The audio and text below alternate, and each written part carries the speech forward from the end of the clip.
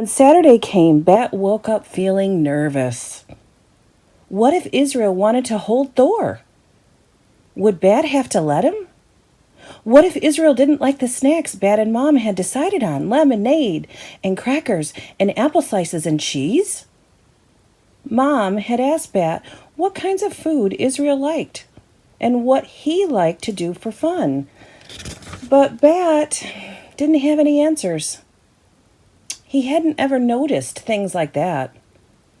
Most kids like to play handball at recess, he told her. Well, does Israel? Bat didn't know. But Mom said that was okay because they didn't have a handball anyway. Maybe you boys could plant some of the seedlings, she suggested. Mom had little plastic pots of herbs growing in the sunny kitchen window, and now that it was getting warm, it was time to put them in the garden in the backyard. I don't know if Israel likes to plant things, Bat said. Most kids like to dig in the dirt, Mom said. So when Israel and his dad arrived at 11:30, the first thing that Bat said when he answered the door was, "Do you like to garden?" Israel shrugged. "I guess," he said. "Bat," said Mom behind him, "invite them inside." He was blocking the doorway. Bat realized. He stepped back and said, "Come in." "Thanks," said Israel. His dad said, "Thanks so much for inviting Israel over." "Thanks for bringing him," said Mom. "I'm Valerie." "Tom," said Israel's dad. They shook hands, and then he said, "I'm going to run a few errands. Can I pick him up at 2 o'clock? After Israel's dad left, Bat said, "We have apples and cheese and crackers and lemonade." And Mom said, "We can plant the seedlings in the garden. And I guess if you want to see my room." "Actually," said Israel, "I was hoping to meet the skunk." "Oh," said Bat. "Okay."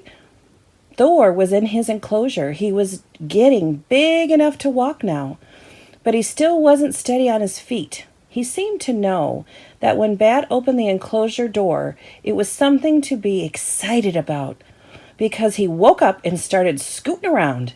"He's tiny," Israel said. Bat scooped up Thor and held him close. Thor could see now, but not very well. Skunks didn't have very good eyesight. "He's way bigger than he was," Bat said, "and he's got fur. When he was first born, he was almost bald, and he couldn't open his eyes or walk or anything." "Can I hold him?" Israel asked, putting out his hands.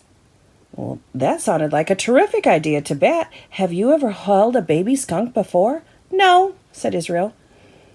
"I don't know," said Bat. "You might drop him." "I could sit on the floor," Israel said, "and you could hand him to me."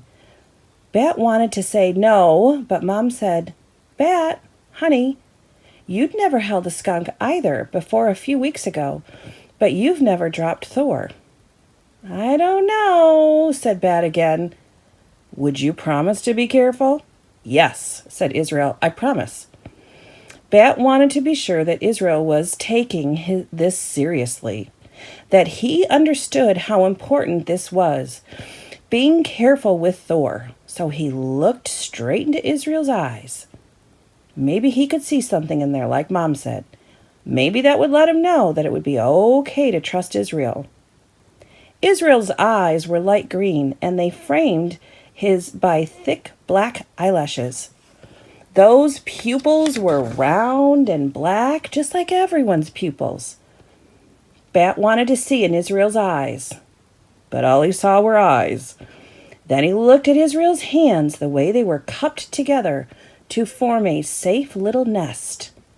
He saw how Israel had overlapped his palms so that there was no way Thor could slip between them. Bat didn't know much about eyes, but he knew about hands. Mom's hands, so strong and sure, handling animals. Lawrence's hands, enormous but gentle anyway. Mr. Grayson's hands, with long fingers and interesting rings. Dad's hands, with nails clipped short and neat. Janie's hands, so clever at braiding. Israel's hands told Bat that Thor would be safe. So Bat placed the kit into them. He didn't even make Israel sit on the floor. "Oh, he's so light," Israel said. "He's so cute." He's perfect, Bat said. I'm going to learn everything there is to know about caring for skunks. Mom says we can keep Thor until he's old enough to be released. And I'm going to become the best skunk caretaker in the world. Israel brought Thor up close to his face and rubbed him against his cheek. Do you think that maybe you could teach me some stuff too? He asked. You want to learn about the care and feeding of skunks? Bat asked. Yes, said Israel. Maybe they could plant the seedlings the next time Israel came over. Maybe they could talk about skunks and research skunks and watch YouTube about skunks. Okay, said Bat. Israel handed Thor back to Bat, and Bat put the sling and tucked Thor inside. He left the skunk. He felt the skunk scratch and turn around and settled down to sleep. Well, said Bat. Do you want to see my room? Sure, said Israel.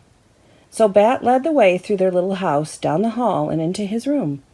He opened the door. After you, he said to Israel. Before he followed Israel into the room, Bat turned to see Mom standing by the skunk enclosure.